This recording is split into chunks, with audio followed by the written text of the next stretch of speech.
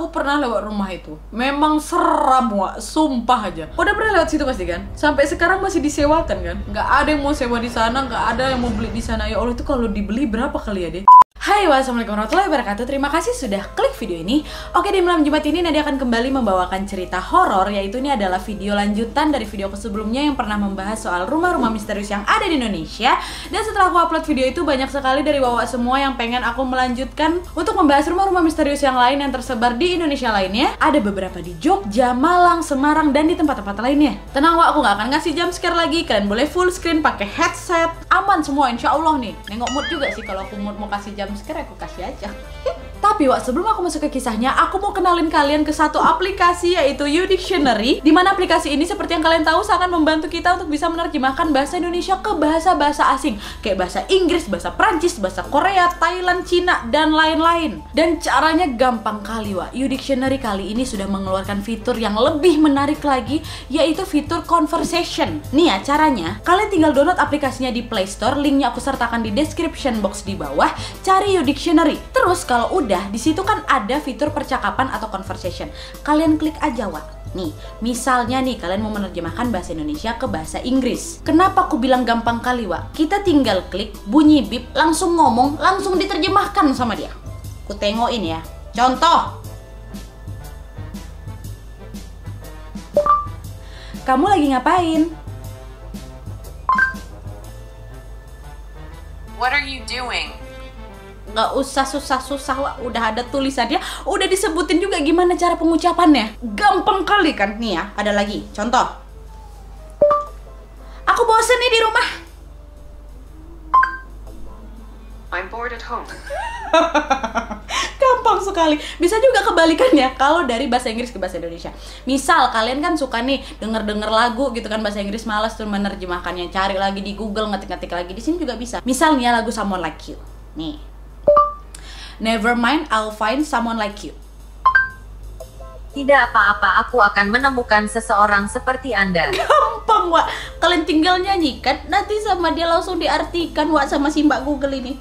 Apa kabar lah Mbak ini? Gampang kali kan, Wak? Udah kalian tinggal ngomong, nggak usah sibuk-sibuk lagi, tinggal ngomong, nanti langsung diterjemahkan sama dia, Wak. Tapi selain itu, ada fitur menarik lainnya dari dictionary, yaitu kamera translate, Wak. Nih, misal kalian ada ngeliat tulisan bahasa Inggris gitu kan, jangankan ngartikan, nyebutnya aja udah susah, udah kalian tinggal arahkan kamera di handphone kalian ke bahasa Inggris itu. Caranya gampang, pilih kamera, nih contohnya.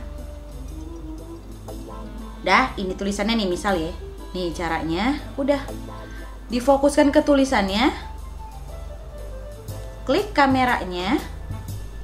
Terus ini kotaknya disesuaikan atau dipasin di tulisannya aja biar dia gampang nge-scan-nya. Udah nyawa nih, langsung terjemahkan. Di-scan sama dia. Set. Tuh. Jika Anda ingin pelangi kau harus tahan dengan hujan, langsung diartikan sama dia, nggak usah repot-repot kalian. Selain itu ada lagi nih, misal tadi kan satu kalimat, satu kata aja, Nat, bisa, jangan sedih. Nih, kita kunci the rain. Tuh, hujan. Juga, tuh harus rainbow. Pelangi, udah gampang. Apalagi yang susah sama YouDictionary ini sangat mempermudah kalian, Wak. Tolong download aplikasinya, aku sangat merekomendasikan. Jadi nggak usah ragu-ragu lagi, langsung aja download aplikasinya. Linknya aku sertakan di description box di bawah. Jangan lupa bintang 5, Wak ya. Selamat mencoba. Oke, sekarang kita akan langsung masuk aja ke beberapa kisah-kisah soal rumah-rumah misterius yang tersebar di kota-kota Indonesia lainnya. Check it out.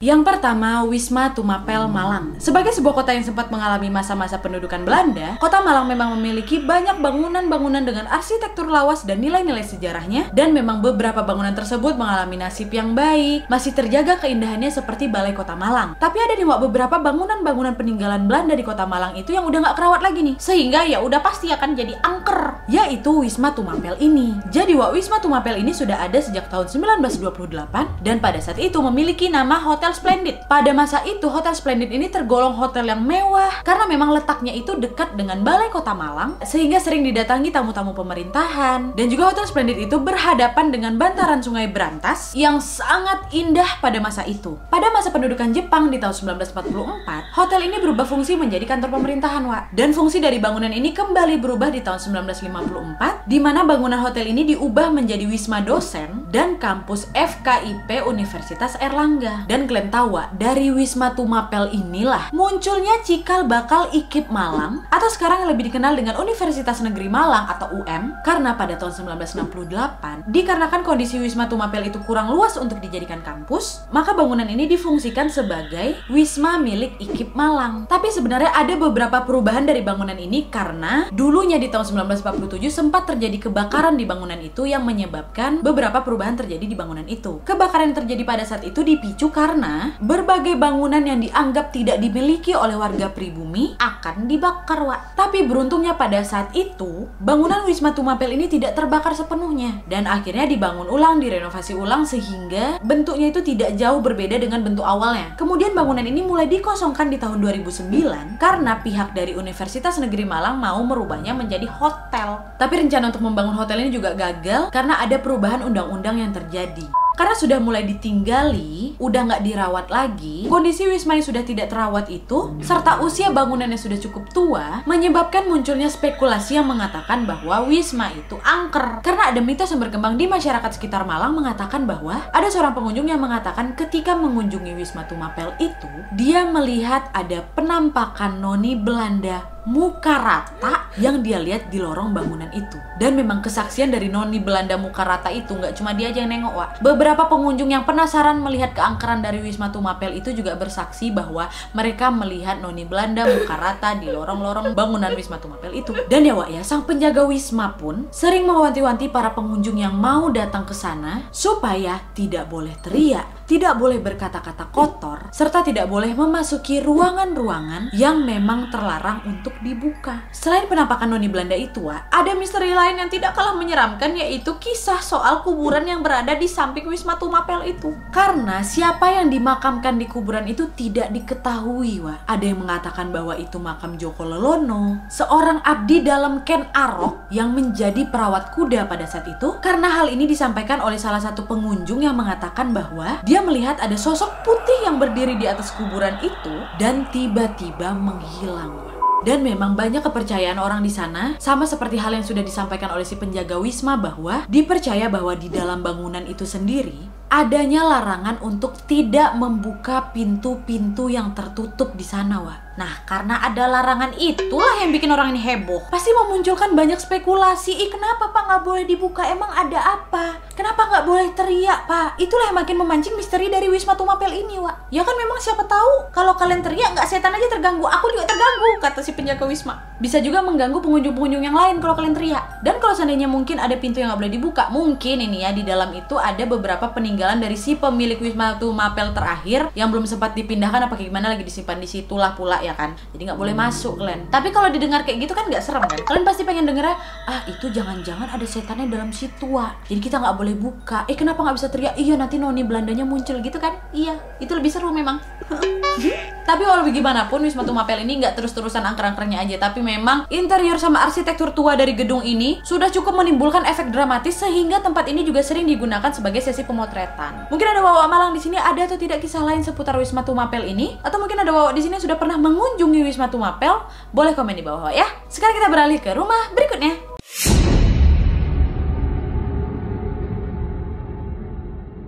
Yang kedua, Rumah Tua Semarang. Kalau kalian rajin nonton film-film mendiang Suzana, kalian pasti mengenali rumah ini. Film Suzananya Suzana ya, Wak, bukan film Suzananya Luna Maya. Tapi sebenarnya, Wak, ya, di Semarang rumah ini dikenal sebagai rumah harta karun loh. Karena konon katanya rumah kuno di Semarang ini merupakan rumah yang menyimpan banyak harta karun peninggalan tentara-tentara Prancis, Wak. Rumah yang bergaya arsitektur yang berada di Jalan Tengku Umar ini sudah berusia lebih dari 1 abad. Di mana rumah ini dibangun sejak tahun 1910 dan memang rumah yang berada di Tanjakan Jatingaleh ini sangat-sangat terlihat menyeramkan dan juga menyimpan banyak misteri. Katanya nih, Wak, ya, rumah itu merupakan peninggalan warga keturunan Tionghoa yang sangat sangat kaya raya di masa itu. Namanya Gui Tianji. Dan semasa hidup itu, Gui Tianji ini katanya kaya raya tapi dia nggak bekerja. Ada asumsi yang menyebutkan bahwa Gui Tianji ini kaya raya karena bukan pesugihan, bukan. Karena dia menemukan harta karun di sekitar area rumahnya itu. Harta karun itu konon katanya merupakan peninggalan tentara Hindia Belanda pada masa pemerintahan Gubernur Jenderal Jan Willem Janssens pada tahun 1811. Dan bahkan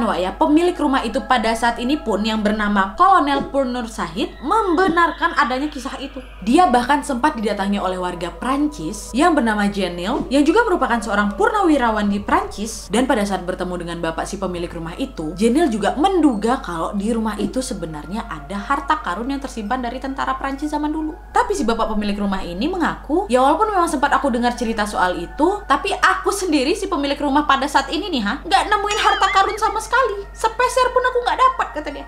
Dan ketika dilihat sejarahnya, pasukan Prancis memang sempat membangun pertahanan militer di Semarang. Pertahanan militer yang dibangun pada saat itu didirikan untuk menghalau serangan tentara Inggris. Namun kekuasaan Prancis di Hindia Belanda akhirnya berakhir pada masa Janssens yang menggantikan Dauntless pada tahun 1811. Ini kita belajar sejarah dikit ya. Dan pada saat itu pasukan Janssens harus menyerah ke pasukan Inggris yang pada saat itu dipimpin oleh Thomas Stamford Raffles. Nah, ketika diserang itu, pasukan yang terdesak itu akhirnya mereka lari nih ke selatan. Ada kemungkinan waktu lari ke selatan itu mereka mendaki Jatingaleh tadi, dan kemungkinan kuda yang mendaki kawasan perbukitan itu udah nggak kuat lagi, Akhirnya harta benda yang mereka bawa itu disembunyikan nih di rumah itu. Dan menurut pengakuannya Pak Nur Sahid, sejak dia memiliki rumah itu banyak orang yang datang ke sana untuk berburu harta karun. Bahkan udah nggak bisa dihalau lagi sama si bapak itu. Udahlah, serah kalian lah, carilah orang. Aku aja pemilik rumah nggak ketemu, kalian pula bisa ketemu, hebat, kata dia. Karena si bapak ini beranggapan kalaupun memang ada, pasti sudah diambil sama warga Cina sebelumnya tuh, yang bapak Gui Tianji tadi. Gak ada disisakannya aku sedikit pun, mungkin, kata bapak itu udah mati.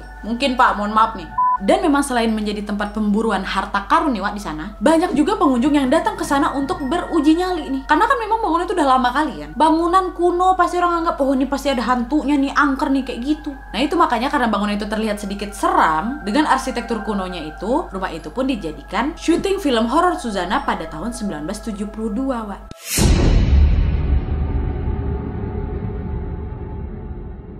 Yang ketiga, rumah keluarga tak kasat mata. Inilah kenapa aku ajak si Ade di sini. Aku takut bahas ini, sumpah aja deh. Karena ya rumah ini dekat dari kosan aku. Kau tahu rumahnya kan? Yang dekat bawah flyover itu. Kita jadikan kantor aja, betul. Pasti untuk kalian para pecinta horor sudah mengenal sekali kisah keluarga tak kasat mata ini dari Kaskus kan? Memang kuakui kisah yang katanya asli, tidak direkayasa sama si penulisnya ini, betul-betul bikin merinding, bikin ketakutan. Bahkan ada juga kesaksian dari beberapa pembaca yang mengaku seperti sedang diikuti ketika membaca thread dari si penulis ini. Gimana enggak, Katanya penghuni yang ada situ nggak cuma satu keluarga, banyak. Sang penulis dari kisah keluarga tak kasat mata ini bernama Mas Genta. Dan memang Mas Genta pun mengaku yang sering melihat sosok-sosok yang ada di rumah keluarga tak kasat mata itu nggak cuma dia aja, hampir semua orang yang ada di rumah itu. Dan memang kisah ini sendiri diangkat oleh Mas Genta di tahun 2016 lalu, tepatnya berada di daerah Jalan Magelang, Yogyakarta, di mana kisah yang dituangkan oleh Mas Genta ini berdasarkan pengalaman kerjanya selama berada di rumah itu. Menurut kesaksian orang-orang yang pernah tinggal di sana, banyak yang mengaku, pernah melihat hantu-hantu yang katanya mirip poci, genderuwo, bahkan nenek-nenek. Aku padahal di sini sama si Ade loh, tapi aku masih takut deh. Gak apa-apa ya. Kisah horor yang disampaikan oleh Mas Genta ini dibuatnya menjadi 10 bagian, dimana di sepanjang kisahnya itu dia menceritakan bahwa selama 2 tahun bekerja di sana dia mengalami pengalaman mistis yang tidak pernah bisa dia lupakan, seperti peralatan kantor yang sering bergerak sendiri. Genta juga mengaku pernah melihat penampakan wanita tua berkerudung serta wanita cantik yang terkadang tampak penuh darah. Selain itu, Mas Genta juga mengaku sering mendengar suara-suara aneh dan juga sering mencium bau anyir. Bahkan nih yang lebih mengerikan, di rumah itu ada sebuah gudang nih berada di belakang. Pintunya nggak bisa dibuka, padahal udah sering meminta bantuan tukang kunci, nggak ada yang bisa buka pintu belakang itu. Nah, katanya di gudang itulah tempat si raja hantu itu tinggal. Dan untuk membuktikan kebenaran dari kisahnya Mas Genta ini, ada seorang pengguna Facebook yang bernama Mbah Kaje melakukan investigasi ke rumah itu. Dia juga menyarankan para netizen jangan pernah sesekali datang ke rumah itu karena energi negatif yang ada di rumah itu cukup aktif, Wak. Dan berdasarkan investigasi dari Mas Kaje ini, Mbah Kaje. Dan berdasarkan investigasi dari Mbah Kaje ini, dia menduga pemilik rumah itu pernah bekerja sama dengan jin untuk menjadi cepat kaya. Karena keluarga itu memiliki 5 orang anak dan dulunya memiliki kesulitan ekonomi. Setelah si kepala keluarga ini bertemu dengan dukun, nah itulah Wak, bersekutulah dia sama jin. Ya udah, katanya dari bantuan jin itu, keluarga itu pun memperoleh banyak kekayaan dengan cara yang singkat. Nah dari situlah mereka ini katanya membangun rumah itu. Dan dalam postingan Facebooknya, Mbah Kaje ini juga mengatakan jin yang sedang bersekutu dengan keluarga ini merupakan jin jahat, Wak. Konon katanya jin itu sudah berusia 3000 tahun dan memiliki 3 tanduk. 3 tanduk. Bayang gak lo? Dan pemilik rumah ini memiliki ruangan khusus untuk berkomunikasi dengan jin ini di mana? Di ruang belakang tadi. Namun pada akhirnya akibat sudah melakukan kerjasama dengan jin, satu demi satu anggota keluarganya meninggal, termasuk istri dan kepala keluarganya tadi yang sudah dealing nih sama jin, ya karena pesugihan itu. Dan Mbah Kaje juga mengatakan kalau bau anyir yang sering dicium oleh Mas Genta ini adalah gambaran dari para penghuni jin yang haus darah. Sedangkan penampakan nenek-nenek, pocong, genderuwo sebenarnya adalah jin yang berbentuk tinggi besar dan sebenarnya memiliki wujud bersisik seperti ular. Dan ada juga beberapa penjelasan dari sosok-sosok yang pernah diceritakan oleh Mas Genta. Dan dari hasil investigasinya ini, Mbah Kaje mencoba memberitahu asal-usul dari sosok-sosok yang dilihat oleh Mas Genta. Yang pertama ada nenek-nenek berkerudung. Katanya itu merupakan jin yang menyerupai pengasuh anak-anak keluarga tadi. Dan dulunya beliau ini akrab disebut Mbok Rah. Kalau kuntilanak, kata Mbah Kaje itu adalah bawaan dari pulau seberang. Pulau seberang yang mana aku nggak tahu. Dan penghuni yang ada di dekat sumur rumah itu merupakan ular sebesar paha manusia, tapi wajahnya mirip anjing, Wak. Sementara untuk nenek bersusur, itu merupakan Simbah Juminah, yang dulunya merupakan tukang masak di keluarga itu, dan akhirnya jin mencoba untuk menyerupainya. Lalu ada sosok lain yang bernama Mbah Pawiro, di mana sosok ini digambarkan kakek-kakek berwajah dingin, memiliki ikat kepala, merokok lintingan menyan, dan katanya dulu merupakan tukang kebun dari keluarga itu. Dan semasa hidupnya Mbah Pawiro ini juga memiliki kelebihan di mana beliau ini memiliki pusaka cemeti kuningan kecil dan pusaka itu katanya masih ada di rumah itu, Wak. Nah sementara pocongan itu, aduh gue sebut pocongan lagi, pocian itu katanya bernama Mbah Par. Mbah Par ini merupakan sosok yang dulunya pernah bunuh diri dan tinggal di wilayah tersebut akibat menutupi aib-aib keluarganya. Dan posisi poci ini suka pindah-pindah, Wak. Kadang di depan, kadang di belakang, kata Mbah Kaji. Dan ada juga 3 anak kecil yang suka berjalan mundur nih. Mbah Kaji mengaku 3 sosok anak ini tidak punya nama. Kemungkinan dari spesies jin kecil dan selalu berada di halaman depan rumah itu. Ada lagi sosok Noni Belanda, di mana Noni Belanda ini suka mendiami lantai 2. Kadang dia menampakkan diri dengan cantik, tapi juga kadang-kadang dengan kondisi yang sangat menyeramkan, yaitu kondisi berdarah-darah, Wak. Dan katanya sosok Noni Belanda ini sering menampakkan diri dengan membawa bunga mawar merah. Dan sosok jin yang menyerupai Noni Belanda ini memiliki nama Helena. Selain itu juga ada Sundel Bolong. Kata Mbah Kaji, Wak, Sundel Bolong ini bernama Siti. Dan sosok ini berasal dari Jawa Timur, di mana sosok penari ini dulunya itu dibunuh. Dan Mbak Siti ini dulunya merupakan seorang penari. Dan waktu itu, Wak, dia ini terbunuh.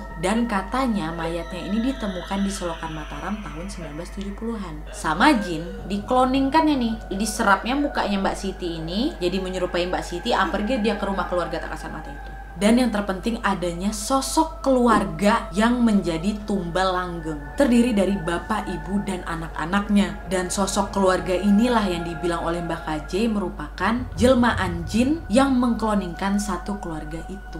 Jadi mungkinlah karena banyaknya gangguan jin yang berada di sana, membuat Mas Genta dan teman-teman turut merasakan gangguan jin yang ada di situ. Aku pernah lewat rumah itu, memang seram, Wak, sumpah aja. Udah pernah lewat situ pasti kan? Sampai sekarang masih disewakan kan? Nggak ada yang mau sewa di sana, nggak ada yang mau beli di sana. Ya Allah, itu kalau dibeli berapa kali ya deh? Padahal strategis sekali lokasinya kan? Oke Wak, jadi itu tadi kisah soal rumah keluarga tak kasat mata ini. Ada atau tidak Wak Jogja di sini yang sudah pernah masuk ke dalam rumah itu? Tolong komen di bawah. Atau mungkin di antara kalian merupakan rekanannya Mas Genta nih, yang juga memiliki pengalaman sendiri soal rumah itu, bisa juga komen di bawah Wak ya. Aku pengen kali baca, sumpah. Oke Wak, kita sekarang beralih ke rumah berikutnya.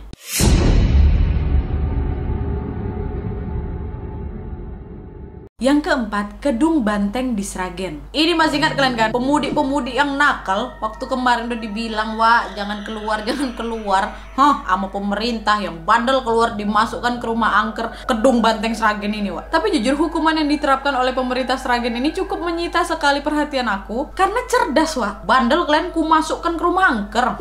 Unik gitu caranya, wah. Jadi memang pada saat pandemi kemarin, untuk beberapa warga-warga yang bandel, yang udah nggak bisa menahan kerinduannya akan kampung halaman, memaksakan diri mereka untuk tetap mudik padahal lagi dilarang. Adalah nih cara jitu dari pemerintah Sragen yang akan menjebloskan siapa saja yang melanggar peraturan dari kami, akan kami masukkan ke rumah angker yang ada di situ, yaitu di salah satu rumah angker yang berada di Desa Gondang, Kecamatan Gindang, Kabupaten Sragen. Jadi Wak, rumah angker ini dikenal dengan nama Kedung Banteng. Rumah ini sudah ada sejak tahun 1831, Wak. Katanya rumah ini merupakan rumah dinas para pekerja pabrik gula Kedung Banteng. Dan saat ini gedung itu digunakan untuk menyimpan barang-barang milik Karang Taruna setempat. Tapi tetap aja Wak, kesan angker masih sangat melekat di rumah ini. Tapi menurut situs budaya.id, pabrik gula Kedung Banteng ini didirikan sejak tahun 1880-an, namun operasionalnya nggak begitu lama Wak. Sempat terhenti tuh. Lalu di tahun 1929 kembali beroperasi lagi. Tapi nggak jalan cukup lama juga Wak, karena ada krisis pada saat itu. Pabrik itu pun tutup lagi di tahun 1932. Nah, sejak saat itulah bangunan itu sudah tidak pernah dihuni lagi. Ya udah jelas lah kan, bangunan udah tinggal lama, pasti semak belukar kemana-mana, dan beberapa ruangan yang ada di rumah itu juga sudah sangat-sangat tidak terawat lagi. Dan ada seorang YouTuber Indonesia yang sempat berkunjung ke sana. Ketika dia memasuki bagian toilet dari rumah itu, dia mengaku dikagetkan dengan sosok bayangan hitam besar yang tiba-tiba muncul di sampingnya. Wah, rinding aku. Dan pada saat itu sang YouTuber juga mengaku ketika disamperin sama bayangan hitam itu, dia merasakan panas yang luar biasa. Dan saat mengeksplor rumah itu, sang YouTuber ini juga mengaku seperti diikuti. Dan juga ada banyak kesaksian dari warga-warga setempat yang berada di dekat rumah itu mengatakan mereka sering melihat sosok bayangan hitam yang kerap bermunculan di sudut-sudut luar rumah itu. Aku nggak usah lah di rumah angker, di rumah yang udah bagus aja tuh. Aku di karantina di sana sendirian, mending nggak usah. Enggak, mohon maaf nih, enggak. Ini aja filming kayak gini aku minta ditemenin 2 orang. Mau di sana lagi Wak di karantina. Acoy. Oke Wak, rumah terakhir.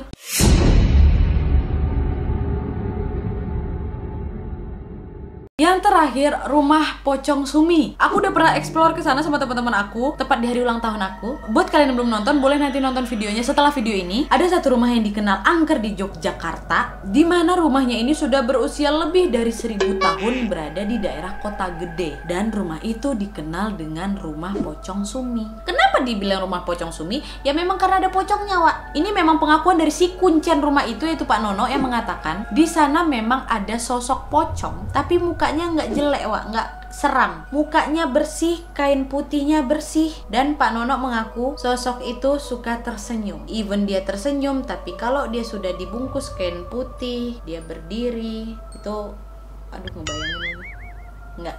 Tetap aja seram Pak Nono. Mohon maaf nih Pak Nono. Iya Wak, memang ada sebenarnya sosok pocong yang ada di rumah itu. Dan memang rumah ini sudah sangat-sangat lama tidak dihuni. Tapi memang kokoh Wak. Walaupun lumut di mana-mana, pengap. Ya namanya rumah tua, rumah yang udah nggak dihuni bertahun-tahun, nah kayak gimana itu bentuknya. Dan katanya Wak ya, menurut saksi mata yang sudah pernah melihat mengaku, ada yang pernah melihat sosok pocong berdiam diri di teras rumah. Dan biasanya dia ini kerap bermunculan di atas jam 10 malam ketika jalanan sudah sangat sepi dan gelap. Tapi menurut pengakuan Pak Nono kepada aku, si Pocong Sumi ini lebih sering menampakkan dirinya di jendela paling belakang dari rumah itu Wak. Dan katanya sering bermunculan ketika maghrib Wak. Dan menurut Pak Nono juga, rumah ini dibangun di tahun 1860 dan dimiliki oleh seorang menteri agama pada zaman Pak Harto. Rumah ini udah mangkrak kurang lebih sekitar 40 tahunan, dan kalaupun ada orang yang mau menempati, cuma bertahan sebentar abis itu kosong lagi. Status rumah ini pun tidak dihuni dan tidak juga dijual, karena masih menjadi hak waris dari 3 anaknya Pak Menteri tadi. Pemilik rumah sudah meninggal dunia dan anak-anaknya memilih untuk tinggal di rumah lain.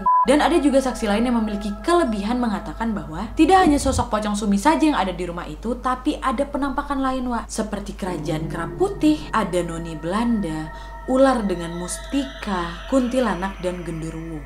Nah, terus Pocong Suminya apa ceritanya nih, Wak? Gini, Wak, berdasarkan buku Jogja Hidden Story, ternyata kisah Pocong Sumi ini cukup panjang, Wak. Tepatnya di tahun 1935. Dulu katanya rumah itu ditinggali oleh Mbah Sumini dan suaminya. Rumah itu adalah warisan dari orang tuanya Sumi yang merupakan pengusaha batik, dan suaminya Sumi ini juga merupakan pengusaha batik. Di suatu malam, suaminya Mbak Sumi ini keluar untuk urusan bisnis, Wak. Dia pesanlah ke bininya, ke Mbak Sumi ini, "Sayang, nanti jangan pernah buka pintu untuk siapapun yang datang kecuali aku." Karena kan Mbak Suminya ditinggalin sendirian di rumah, Wak. Ternyata waktu suaminya Mbak Sumi ini keluar sebentar, rumah mereka ini sudah dijadikan incaran dari beberapa rombongan perampok berjumlah 3 orang. Nah, orang bertiga ini tiba-tiba datang ke rumahnya Mbak Sumi langsung gedor-gedor dengan dalih mengatakan kalau suami Mbak Sumi kecelakaan. Digedor-gedor ini, Wak, sama dia. Mbak, suami Mbak kecelakaan apa segala macam, memancing supaya Mbak Sumi buka pintu. Karena memang mungkin panik mendengarkan kabar dari luar pintu yang mengatakan bahwa suaminya kecelakaan, ya dibukalah pintu Mbak Sumi, Wak. Ya udah, masuklah ketiga rampok itu, langsung dijarahnya semua harta benda mereka. Terus naasnya, Wak, Mbak Sumi pada saat itu diperkosa dan langsung dicekek lehernya sampai meninggal, Wak. Dan akibat kejadian itulah rumah tersebut langsung ditinggal oleh penghuninya, yaitu suaminya Mbak Sumi. Nah, karena kosong, banyaklah ini makhluk gaib yang datang ke rumah itu, dan para jin-jin atau makhluk gaib ini menyerupai sosoknya Mbak Sumi. Tapi aku mau kasih pengalaman sedikit yang sangat-sangat ini pengalaman pertama aku. Rumah itu dibuka untuk umum, Wak. Kalian boleh kalau misalnya kalian ke Jogja nih ya, kapan-kapan nih ya, kalau udah boleh nih, cobalah berkunjung ke kota gede itu, gampang kok cari-cari di Google Maps. Kalian nanti ketemu nih sama Pak Nono ini. Tapi nggak boleh berkunjung di atas jam 6, harus di bawah jam 6 sore. Dan nanti waktu kalian masuk, itu tuh ada ruangan sebelah kiri dan sebelah kanan. Nanti di sebelah kanan itu, Wak, kita para pengunjung dikasih experience nih sama Pak Nono. Katanya di ruangan itu ada Mbah Putri. Ini ruangan udah ditinggal puluhan tahun, pasti bau pengap lumut kan, Wak, ya. Ini enggak. Kalau kalian buka ruangan itu, yang ruangan sebelah kanan itu, tercium bau yang wangi kali. Bukan wangi melati ya deh, bukan wangi yang kayak kembang malam apa? Kembang malam yang ada di kuburan itu kan. Enggak. Wanginya tuh kayak wangi kali. Dan nih ya, kalau kata Pak Nono, itu adalah sosok Mbah Putri. Jadi Mbah Putri itu deh, dia itu suka kalau orang datang. Kadang juga kalau kalian berani, kalian diizinkan tuh sama Pak Nono, ya udah masuk ke dalam, kalian dibolehin tiduran aja situ, apa duduk aja. Nanti bisa didodoi sama Mbah Putri. Tau gak sih didodoi? Kayak ditimang gitu. Tapi bukan kita ditimang Mbah Putrinya, cuman kayak kita akan ngerasa ngantuk gitu karena wangi, ngantuk aja tidur situ. Nggak ada serem-seremnya di ruangan itu. Tapi kalau menurut ceritanya Mbak Sarah Wijayanto sama Pak Nono juga bilang kalau ruangan yang di depan itu ada sosok cewek yang merupakan korban kekerasan dari pasangannya. Nggak tahu suaminya apa pacarnya, pokoknya dia meninggal dengan muka yang hancur karena kayak dihantam gitu loh sama pasangannya. Kalau kalian mau lihat lengkapnya, boleh nonton video lengkapnya hasil penelusuran aku dan teman-teman di sini nih. Tapi habis video ini ya, Wak, ya. Nanti aku taruh di ending video. Kalian kalau misalnya ke Jogja, tolong sempatin singgah ke rumah itu, Wak. Mantap sih rumah itu. Banyak pengunjung. Banyak titik-titik yang ada di situ. Nggak mau aku ceritain di sini. Kalian harus nonton video aku dulu, ya kan? Biar mantap. Kalau menurut aku pribadi, Wak, ya nggak usahlah rumah kosong. Rumah yang sehari-hari kita huni aja pasti ada penghuninya, ya kan? Jin. Dan kembali lagi pada hakikatnya, Wak, jin atau setan itu tugasnya untuk menggoda manusia, menakut-nakuti manusia. Jadi mungkin kalian juga di sini pasti percaya kalau ada aku lihat wujudnya tuh kayak orang ini, itu pasti adalah jelmaan dari jin-jin juga, Wak. Jadi supaya tidak diganggu sama jin, jangan bosan-bosan untuk membaca doa. Oke, Wak, jadi itu tadi kisahnya. Gimana menurut kalian? Mungkin ada di antara kalian sudah pernah mengunjungi rumah-rumah yang aku sebutkan tadi. Gimana pengalaman kalian di sana? Atau mungkin ada kisah lain yang tidak aku sebutkan di sini, dan mungkin juga ada beberapa rumah-rumah yang kalian anggap misterius atau angker atau apapun itu yang pengen aku bahas. Boleh komen juga di bawah, Wak. Oke, Wak, jadi sekian dulu videonya. Terima kasih yang sudah menonton. Kalau kalian suka video ini, klik like-nya. Jangan lupa komen di bawah untuk ide dan saran-saran untuk video selanjutnya. Jangan lupa nyalain notifikasinya supaya kalian tahu kalau aku upload video baru. And as always, jangan lupa untuk klik tombol subscribe supaya kalian sama-sama tahu informasi menarik dan menegangkan dari channel aku. See you next video, Wak. Bye.